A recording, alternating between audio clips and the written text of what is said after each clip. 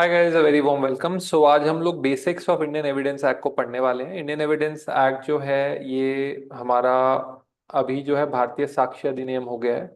परंतु क्वेश्चंस जो हैं वो पुराने एक्ट से भी पूछे जा सकते हैं। बेसिक मीनिंग्स, बेसिक चीजें क्या होती हैं, उसके ऊपर आज हम लोग अच्छे से डिस्कशन करने वाले हैं। इसीलिए हम इसको बहुत ब्रीफ रखे हैं क्लासेस को।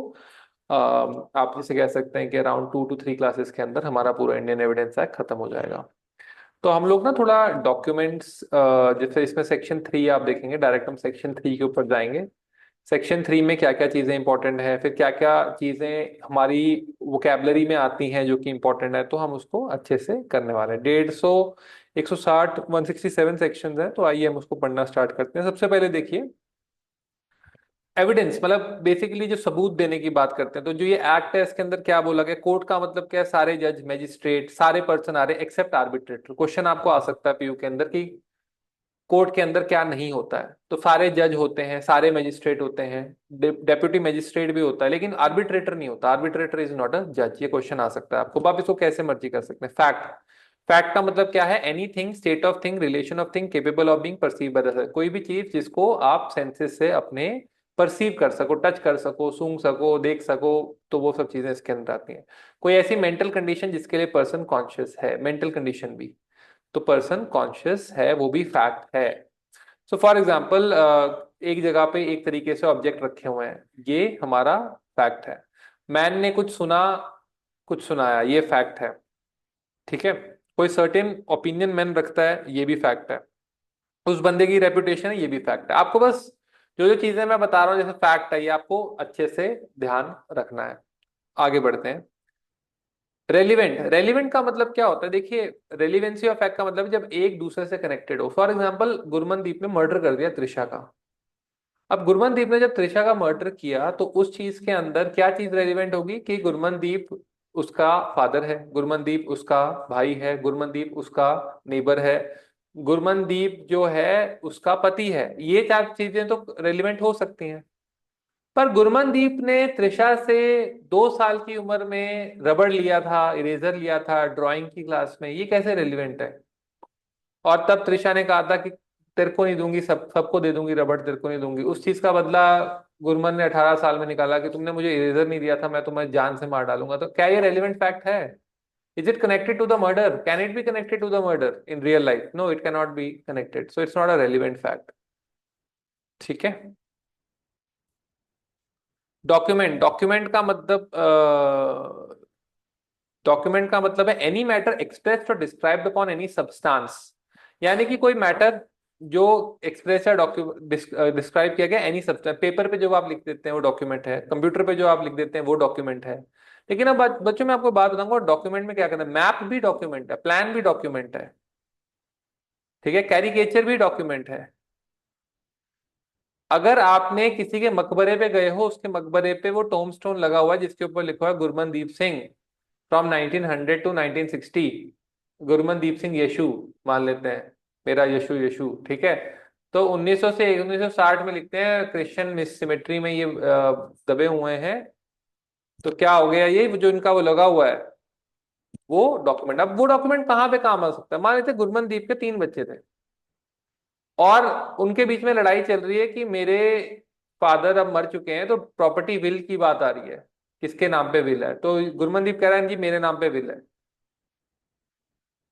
गुरमनदीप का जो छोटा बेटा कह रहा है मेरे नाम पे विल है। वो बोलेंगे जी बताओ आपके फादर अभी जिंदा है कि नहीं। तो वो वहां टूमस्टोन में ले जाएगा, बोलेगा देखो जो इनको तो मरे हुए हो गए हैं कम से कम 60 साल, 24 64 साल हो गए मरे हुए।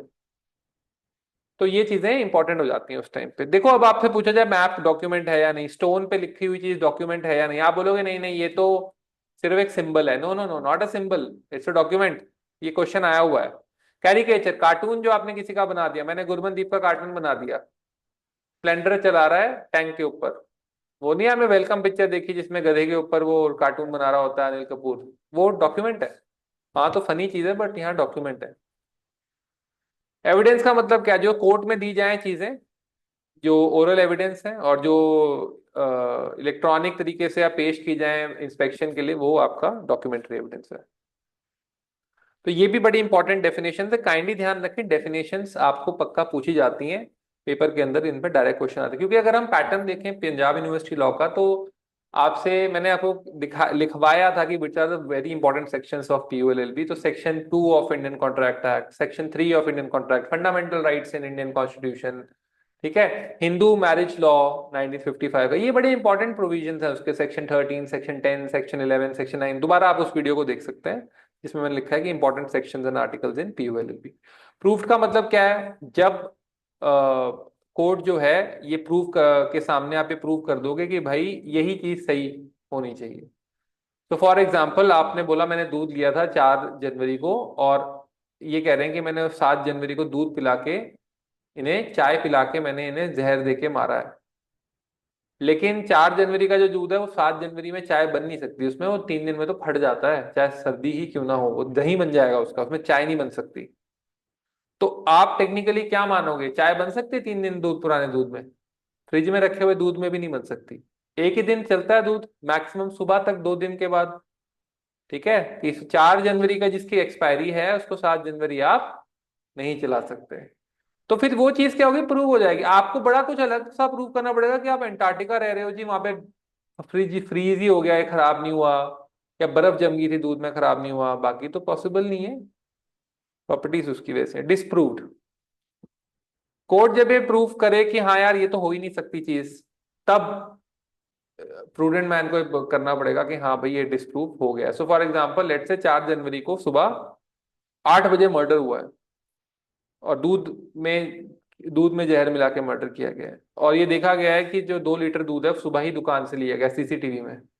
अब जो बंदा है वो बोल रहा है नहीं जी 1 घंटे में ही फट गया दूध। 1 घंटे में नहीं फट सकता दूध।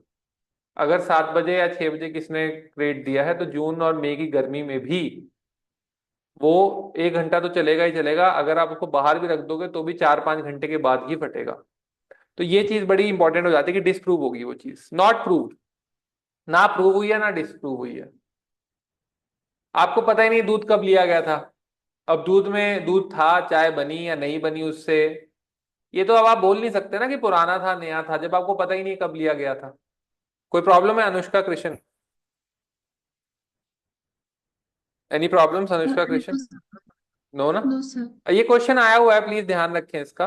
और देखो, मे प्रिज्यूम का मतलब क्या होता है? कोर्ट के सामने आपने एक फैक्ट रखा, अब कोर्ट जो है इसे या तो मे प्रिज्यूम कर सकता है आइदर इट इज प्रूव्ड और either it is disproved, or may call proof of it. तो मे प्रिज्यूम में एक अंदर ये आता है, कोर्ट में presume a fact, it may either regard the fact such as proved unless and until it is disproved, or may call a proof for it. Shall presume का मतलब है कि कोर्ट जो है शैल प्रिज्यूम करेगा अगर कोर्ट को बोला गया है कि ये आपने प्रिज्यूम करके चलना है, until unless it is disapproved. So now अब देखो, सबसे बड़ी लैंग्वेज आप देखेंगे, मे प्रिज्यूम का मतलब क्या हो रहा है? जब तक मे प्रिज्यूम का मतलब है, अगर आप court may presume a fact it may regard as proved unless and until it is disapproved or may call the proof तो कोर्ट को बोला जाए भाई आप प्रिज्यूम यही करके चलो, ये ऐसे ही होता है, अनटिल अनलेस डिसअप्रूव करो। शैल प्रिज्यूम का मतलब whenever it is directed by the fact that the court shall presume a fact, it shall regard as such fact until and unless it is disapproved। ठीक है?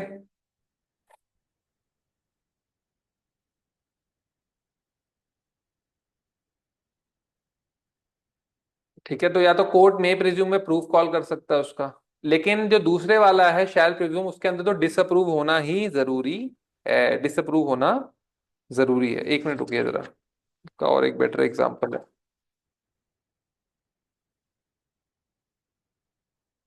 पहले वाले मे प्रिज्यूम को बोलते हैं प्रिजम्पशियो hominis.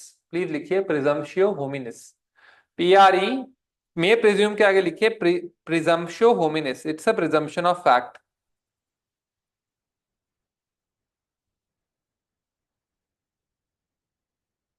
It's a presumption of fact. Presumptio, PRESUMPTIO, HOMINIS, HOMINIS।